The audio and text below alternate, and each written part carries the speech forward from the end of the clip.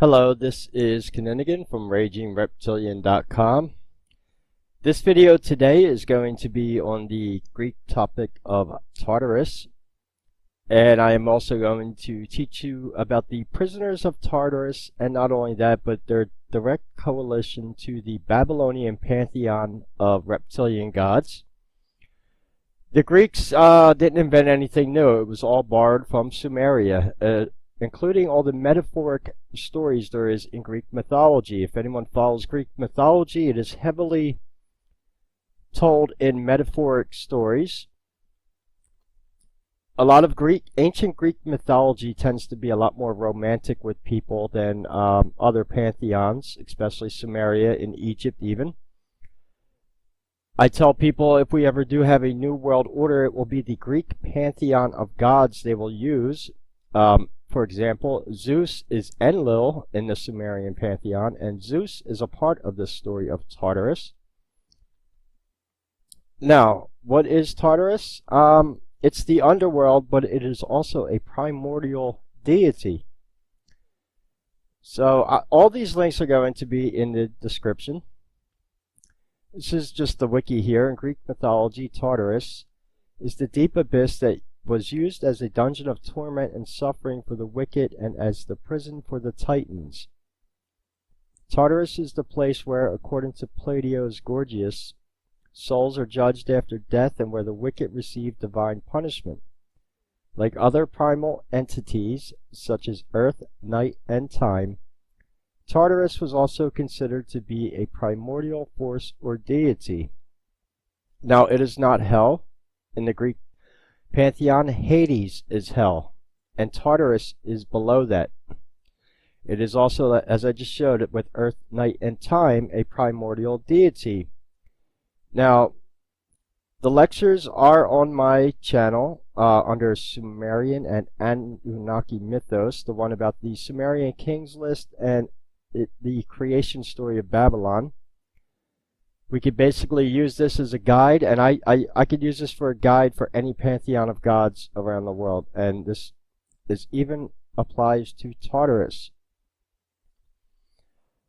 The Grand Assembly of the Anunnaki, starting with Mother Hubbard, the Dragon Queen, or Tiamat. And then we have the sub-gods below that, Mamu, Lamu, Lahamu, and Anshar.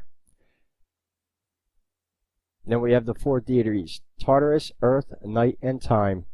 You get the idea. That's the four right there, right below. And Kingu, who is the guardian of the table of destiny.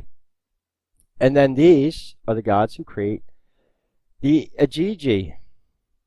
Now what's interesting is the Titans are the ones who actually spawn the gods of Olympus in the Greek pantheon, creating Zeus. And Zeus is also Enlil in the Sumerian pantheon. The other thing we could use here is the genealogy of Sumerio-Akkadian gods. And this basically goes through who created who. Anu, the god of heaven. Nanu, the mother goddess. Or Gaia in the Greek pantheon. So, where does this story begin? I'm just showing this briefly because you need to understand this as I go on with more of the story, because these are metaphors that they're telling here. And after I show you this, I am going to show you another metaphoric representation of what is going on in Tartarus. This is the legend of Maldek, and I will be covering this, don't worry. This is the asteroid belt, is the firmament. It is the water above the waters. Maldek was a planet that was destroyed by the ice comet Venus, which smashed into Earth. That is the metaphor of Mother Earth and spawning the quote-unquote the Titans. We'll get into that in a second. It is also my theory that during this event, this is where we get the quote-unquote mud fossils, because the size of Maldek was 55,000 square miles around, whereas the Earth now I think is only 10 or 15,000. I'll have the exact number. So the Earth was basically 4 times larger than it is now, and the remains of the asteroid belt here are one of the moons of Mars called Malona and Maldek. And this is the firmament, the waters above the waters. This is actually told in one of the Sumerian creation myths too, with the destruction of Tiamat. The metaphor, and flat earthers are going to love this, because the flat earthers stole this metaphor of the Hebrew translation of Sheol, or the underworld. This is metaphoric. This is not what the earth looks like. This is a metaphor, and this is where the Titans are, in the abyss. That is where Tartarus is. And this representation right here just shows you the heaven, which is Kai in Sumeria.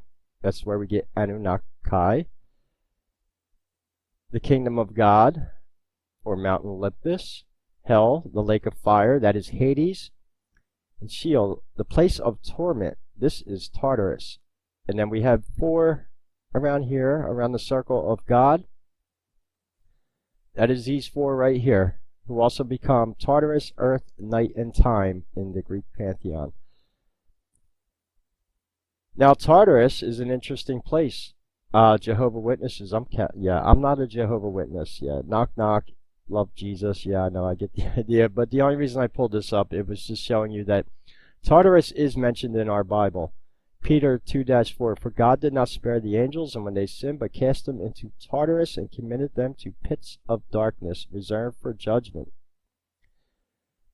So yes, Tartarus is mentioned in the Bible, and what's interesting about the Bible is our original Christian Bible has been translated from Koine Greek. So there is Sumerian and Greek influences on this. So, what exactly is Tartarus now? Before I read this, Tartarus is a place where gods go for punishment, and your punishment is fitting to the crime you have done. And what I'm going to do is we're going to go over some of the prisoners of Tartarus, including the Titans, who are also the fallen angels.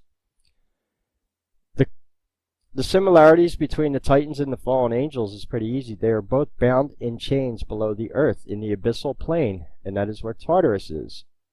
But Tartarus is also a deity, kind of like God. God is a deity, but he's effervescent. He's within every living thing on earth. And same thing with Lucifer, also a deity, but evil can exist throughout the earth. So the normal place that you go in Greek mythology if you sin, obviously, is Hades or hell, but this Tartarus is reserved for special punishment, for special crimes, where your crimes will be fitting to the punishment that you did. In Greek mythology, Tartarus is the name of both a deity and of a place. The deity by the name of Tartarus is a primordial being that existed before the Olympian gods and their predecessors, the Titans. The primordial being is not very well known, as it features rarely in Greek myths. By contrast, the concept of Tartarus as a place is much better known. Initially, Tartarus was imagined as a great pit beneath the earth, which served as a prison to those who threatened the Olympian gods. Later on, however, it was reimagined as this type of hell, where those who committed heinous crimes whilst alive were punished. Now we get the relationships between the fallen angels and the Titans in Hesiod's Theogony, when he describes them in there. I had a link in the other video I did from a quote from Hesiod's Theogony, and I can no longer find that link, but should still be able to do this video without it. I was just going to show you where it's actually written in Theogony and the relationship between the Titans and the fallen angels. Now what else is interesting before I get on to this, I have in this video, we're going to go over them, all 12 names of the Titans. There are only 12 of them. So it gets pretty interesting. And we'll get into why they are in Tartarus also. Tartarus in Hesiod's Theogony. In Hesiod's Theogony, Tartarus is one of the first beings to have emerged at the creation of the universe and was the opposite of Gaia, or Earth. First came in chasm, then broad-breasted Earth, secure seat forever of all the immortals who occupy the peak of snowy Olympus. The misty Tartar, the plural of Tartarus, is a remote recess of the broad-planed Earth. It's just a picture of the manuscript of Theogony. Like the other primordial figures, Tartarus was thought of as a purely elemental being rather than a god like the Titans or Olympians, and it is closely linked to the concept as a place. For instance, Gaia was not a deity of the earth, but the earth itself. Similarly, Tartarus was not a deity of the pit, but the pit itself. The difference between the two figures is that Gaia features more prominently in Greek mythology, particularly in the myth explaining Kronos' rise to power and his overthrowing of Uranus, his father. In the process, Gaia, though purely elemental, is transformed into something that Hesiod's human readers can perhaps relate to better. Gaia came up with the trick to castrate Uranus, spoke to her children, the Titans, and was delighted when Kronos agreed to carry out the plan. Tartarus, by contrast, does not get this type of treatment in the myths.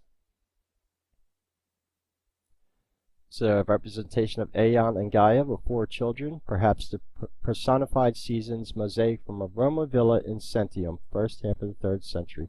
These 4 children, right here. Again, going back to this. This is Mother, that's Gaia right there. She's the creator. Kingu. And like I said, these are the people who will eventually spawn the Agigi, Marduk, Enlil, Ishtar, Enki, Enlil, Ninlil. And these are the ones who eventually create the Anunnaki. So, it gets pretty interesting. Because you understand these are similar reoccurring themes in all ancient mythology. And they all root back to Babylon and the Anunnaki. As a place, Tartarus was imagined to have been an inverted dome. The Greeks imagined that the cosmos to have been egg-shaped of spherical. The cosmic sphere was divided in half by a flat disk of earth. The upper half of the sphere formed the dome of heaven, whilst the bottom half formed the pit of Tartarus. In Hesiod's Theogony, the distance between heaven, earth, and Tartarus is given as follows. As far below the earth as heaven is from the earth, for so far it is from the earth to misty Tartarus. For 9 nights and days a bronze anvil might fall from heaven, and on the 10th day reach the earth, and for 9 nights and days a bronze anvil might fall from the earth, and on the 10th reach Tartarus. Initially, Tartarus was the place where the Olympians imprisoned those who posed a threat to their rule. The most important of these was perhaps their predecessors, the Titans. Following the war between the Titans and the Olympians, the former, who was defeated by the latter, were imprisoned in Tartarus. Hesiod's description of the event is as such.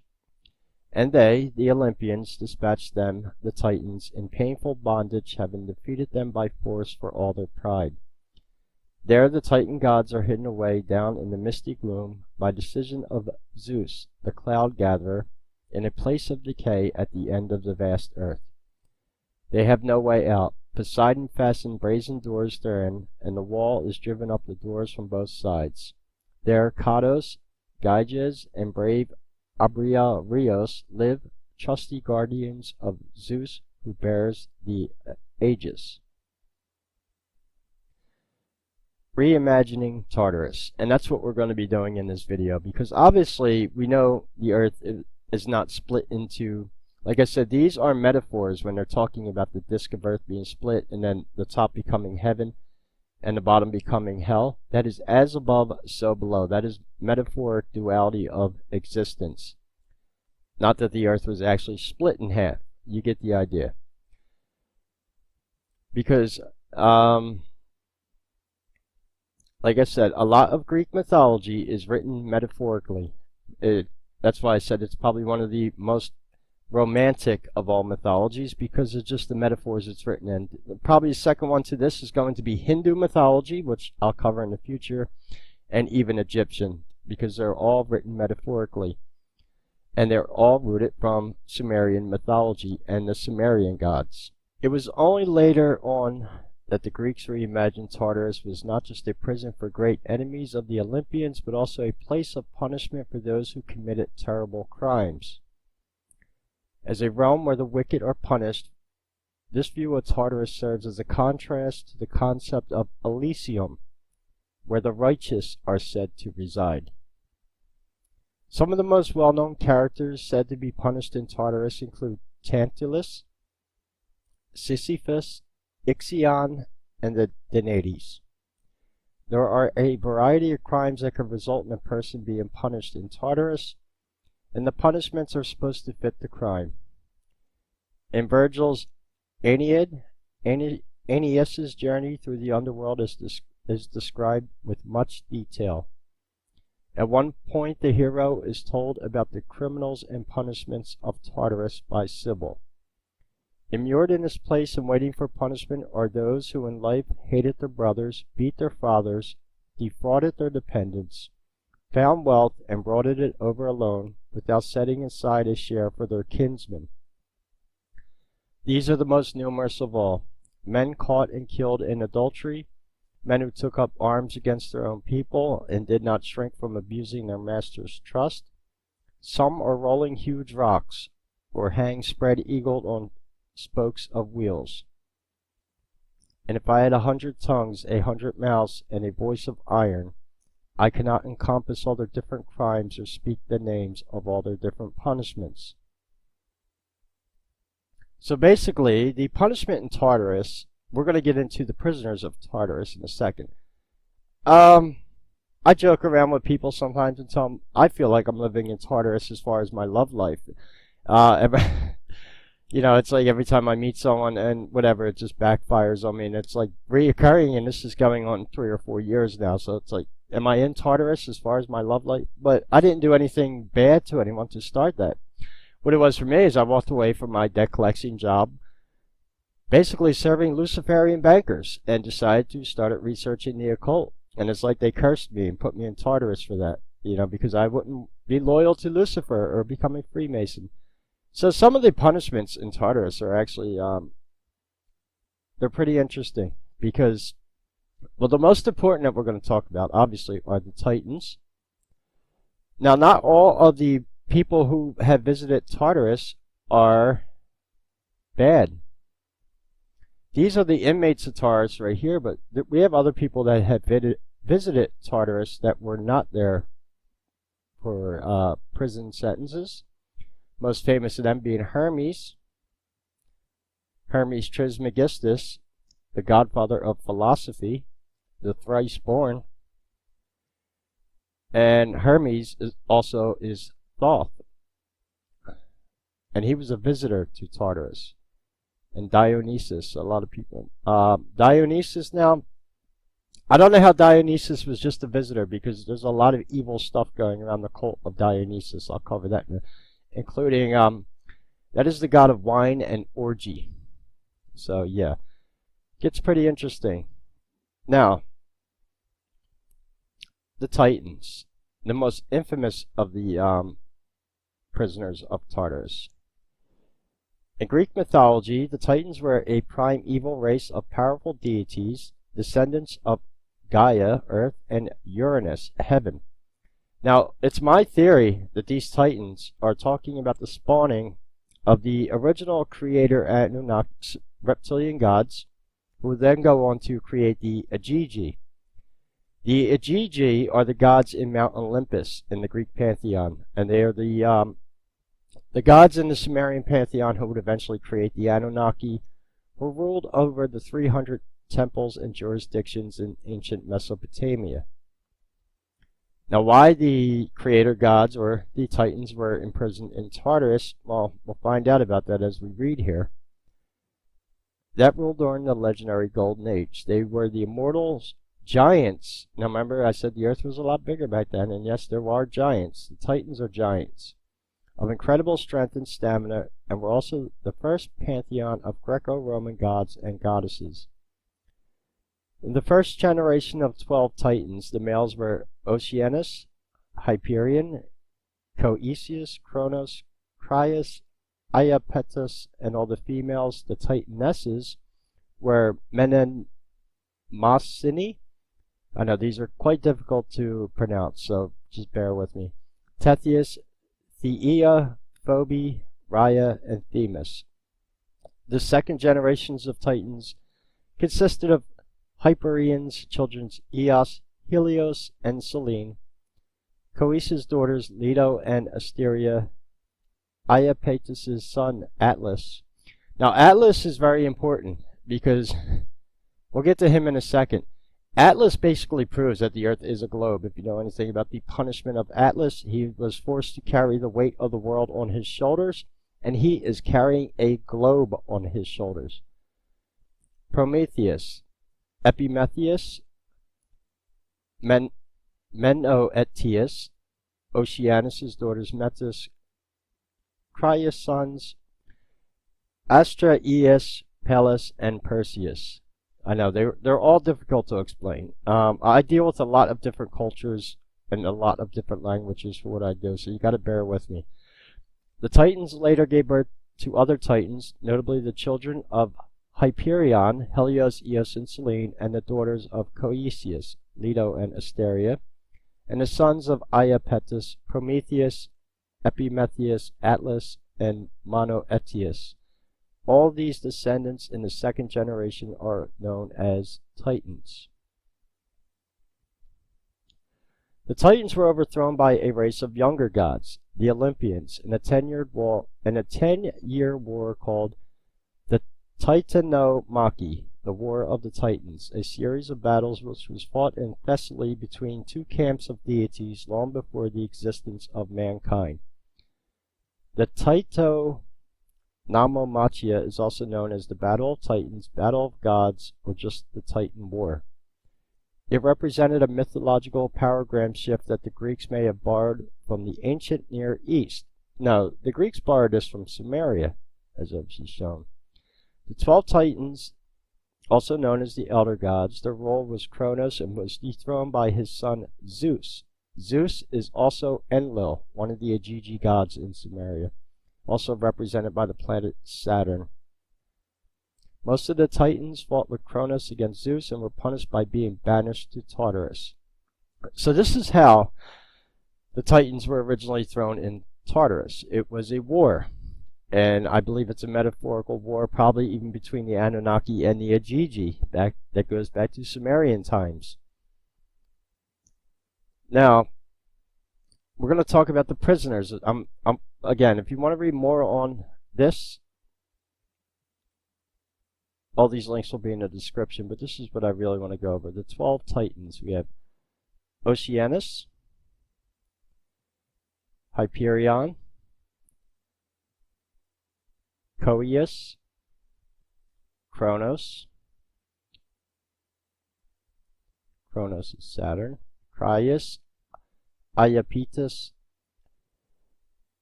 Mnemosyne, Tethys, Thea or Selene, Phoebe, Rhea, Themis, Asteria, and Astraeus. Now here's what I'm saying about Atlas. Because it basically negates this. This Sheol representation, which was hijacked by flat earthers for their psyop, this is a metaphor. But this, Atlas, yeah. He was forced to carry the weight, his punishment in Tartarus is carrying the weight of the world on his shoulders. And you obviously see how big he is compared to the size of the earth.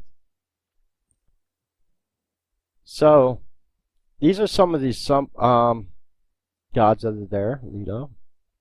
But the ones we are really worried about, Prometheus, probably one of the more well-known ones.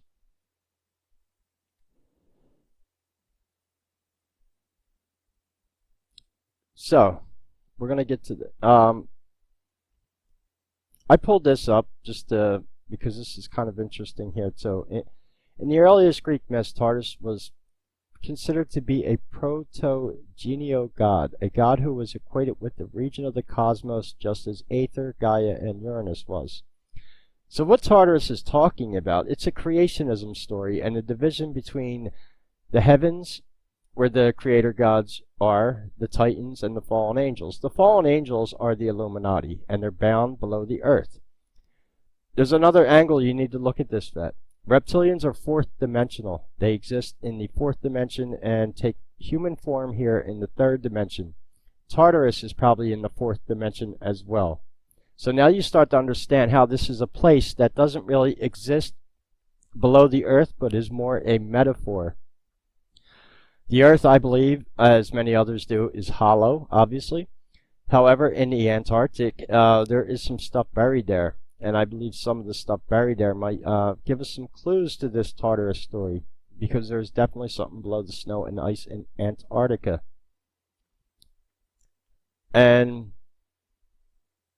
again, this is not hell, because hell is Hades. And now, more giants in Tartarus. The Titans were a threat to the rule of Zeus, and thus were imprisoned, and for the same reason, the two gigantic sons of Aeolus Atos and Ephialtes also became prisoners of Tartarus, for the Aloedia attempted to storm Mount Olympus in order so they could take Hera and Artemis for their wives. The twin giants also managed to take Ares as their prisoner. Odius and Ephialtes were subsequently bound to columns in Tartarus by snakes at the command of Zeus, and so were perhaps the first prisoners of Tartarus to face some kind of torture. The new prisoners of Tartarus. The idea of torture as punishment being a feature of Tartarus would have come later, when Tartarus reimagined as hell, the epitome of the paradise that was Elysium. New prisoners to Tartarus would face torture at the hands of their Araignées and Furies, and it was the most famous prisoners of Tartarus were named. Again, here are some of the other prisoners of Tartarus. One of my favorite, Siphios is probably the most famous. This is the guy who is constantly rolling the boulder up the mountain, and every time he gets to the top, it falls back down, and he has to keep doing this over and over and over. It's where we get the root of the word absurdity, too, for his punishment. And he got thrown in there. Siphios is probably the most famous prisoners of Tartarus for the king of Corinth, having told Zeus secrets and then attempting to avoid death, would spend eternity pushing a boulder up a hill, only to see it roll back to the bottom before Siphios could complete his task. Now, Ixion, I like this story. He's the son of Ares. Ixion was the king of the Lapis, whose father-in-law. He's bound to a fiery wheel by snakes. But what's interesting about Ixion is he's the son of Ares, and somebody had stolen his horses, and it was his father-in-law, so he found out and threw his father-in-law into a bunch of coals. He was then brought to Mount Olympus by Zeus, and then tried to sleep with Zeus's wife Hera. So Zeus created a cloud that looked like Hera called Nepheli. Ixion had sex with that cloud and spawned the race known as the Centaurs, who are supposedly mythical creatures. But there's a lot of metaphors in that. You can't actually have sex with a cloud. Everyone knows that. This goes into creationism. The wisest of those centaurs would eventually become the zodiac sign of Sagittarius, and Ixion was sent to Tartarus for his crimes, where he's bound to a wheel of fire by snakes. Now, the other one, the Danaids, is pretty interesting too. They were 50 daughters of Dionysus who killed their 50 husbands on their wedding night, and the Danaids were said to have been faced with the eternal punishment of filling up a leaking storage vessel, a task which could never be completed. Basically, they had to carry jugs of water to a bathtub that had cracks in it, and once they got the bathtub filled, they would have been washed away of their sins, but the bathtub had cracks in it, so it would never fill up. So for all of eternity, they carry these jugs of water to a tub that they dump the water into, and the tub never fills up. This is some of the punishments that go on in Tartarus. That's why they call it the place of torment. So I pulled up a a few more links because, well, this is why I said these videos take time. I do a lot of research before I put these videos together to kind of tell the right story here. So the prisoners of Tartarus we're most worried about is the Titans, and why I'm going to show you basically they are the Nephilim, or the fallen angels. I just told you the story of why the Titans were imprisoned in Tartarus. It was rebellion from Gaia. And so where does that sound? It sounds very familiar to the story we get from the Bible of the fallen angels. In some Christian doctrines, a fallen angel is an angel that has been exiled or banished from heaven, fallen being a metaphor for cast out or ostracized, not literally meaning the angels fell. Often such banishment is a punishment for disobeying or rebelling against God.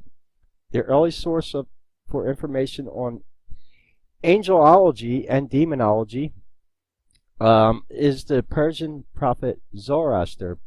The best known fallen angel is Lucifer, who is also Ishtar in the Sumerian pantheon, represented by the planet Venus. Lucifer rebelled and was cast out of heaven and fell to earth for his offense. According to some traditions, fallen angels will roam the earth until Judgment Day, when they will be banished to hell.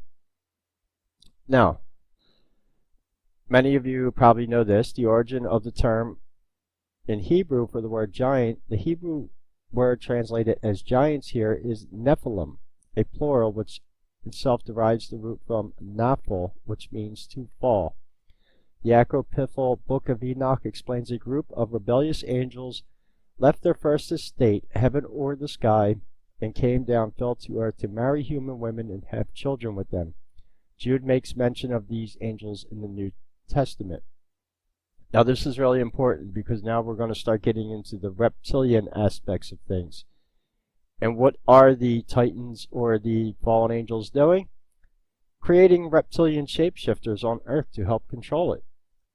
Now you understand that when the fallen angels fell, they basically created everything that we know as the underworld or evil on this planet. That's why Tartarus is both a place and a deity. They're the ones who run all this evil on the planet and who control these reptilians. And when you start to understand, the original Bible and the story of the Titans, they're very familiar because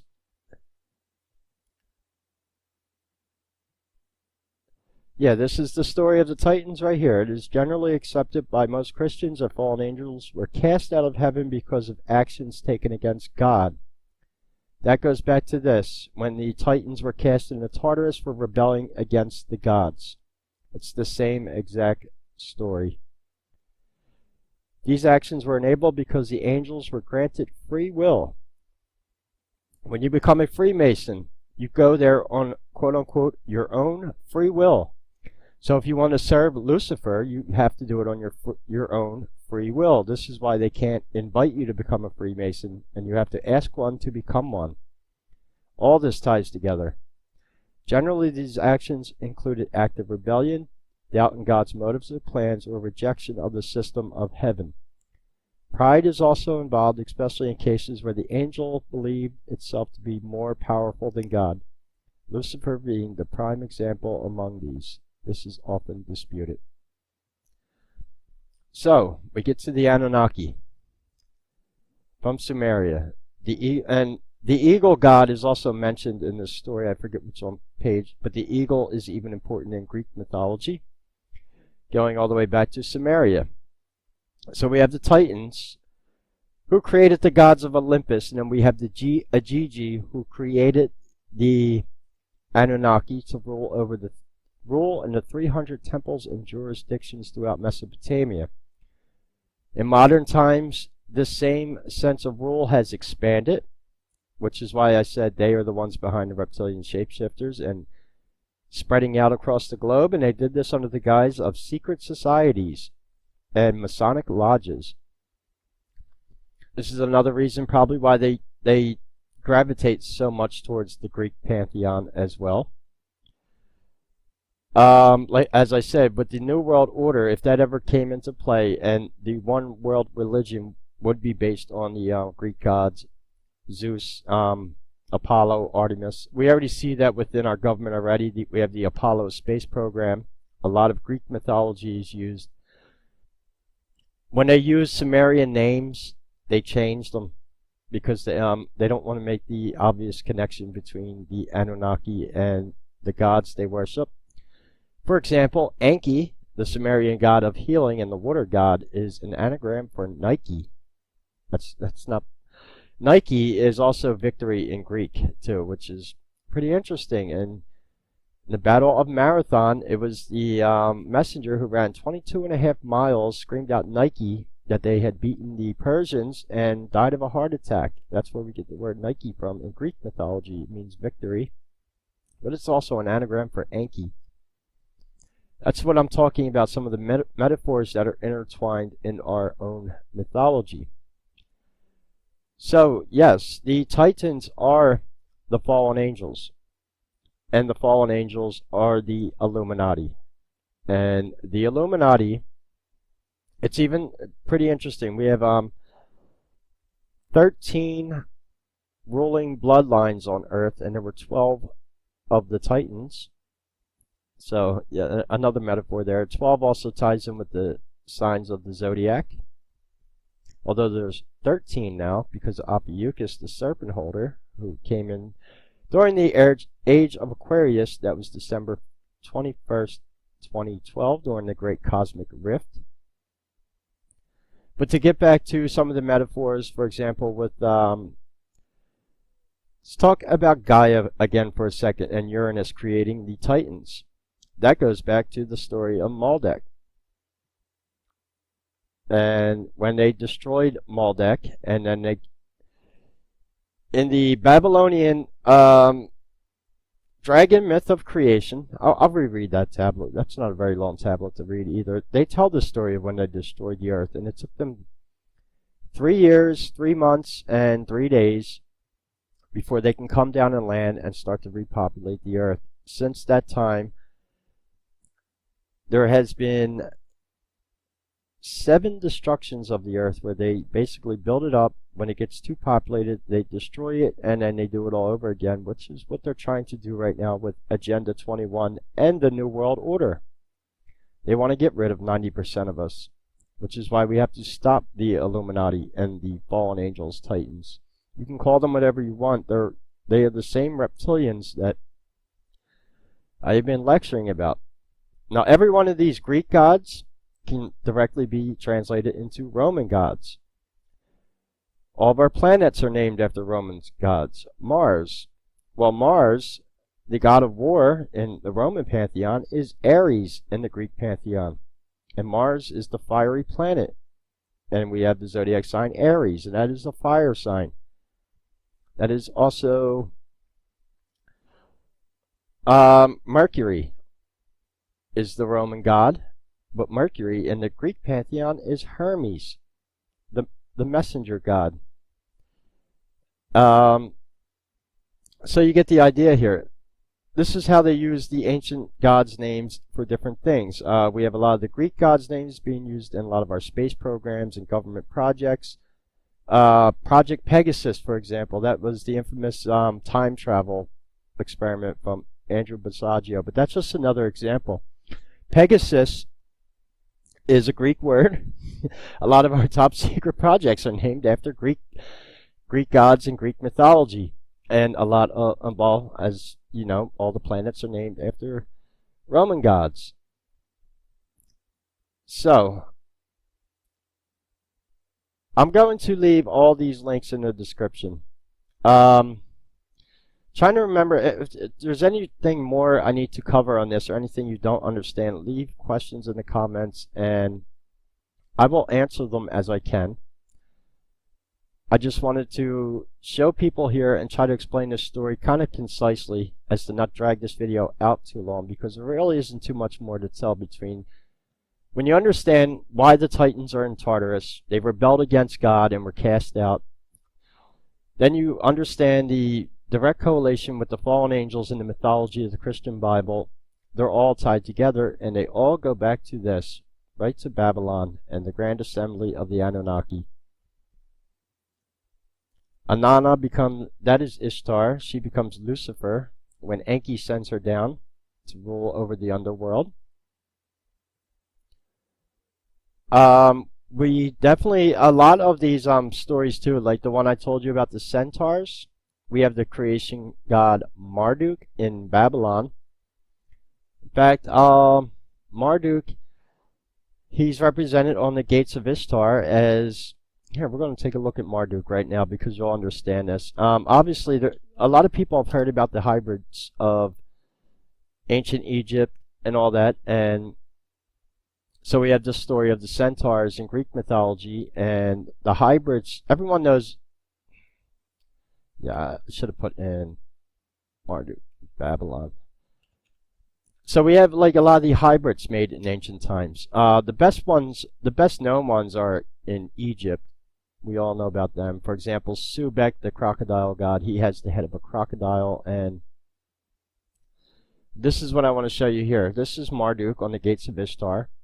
This is a metaphor for genetic engineering and hybridization. You notice he's a mixture of a few different animals. Snake head, avian-like feet, scaled like a dragon, kind of body like a mammal.